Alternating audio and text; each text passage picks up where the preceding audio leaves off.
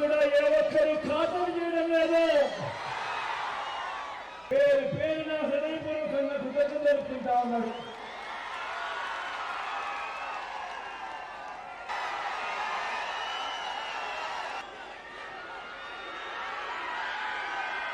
ఈ ఎన్నికల్లో మీ ఓటు వచ్చే 5 సంవత్సరాల మీ ఇంటింటి అభివృద్ధిని, పేదల భవిష్యత్తుని నిర్ణయించబోయే ఎన్నికలు అని మీ అందరూ కూడా గుర్తుపెట్టుకోమని కోరుతా ఉన్నా.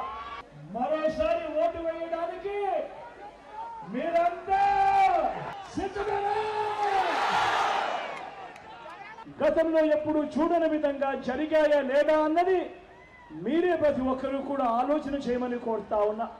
2 బటన్లు దాని మీద పెట్టాలి. 175 175 సంధిస్తారు. 25 ఎంపీలకు 25 ఎంపిస్తారు. తగ్గేందుకు వీలేదు. అన్నమాట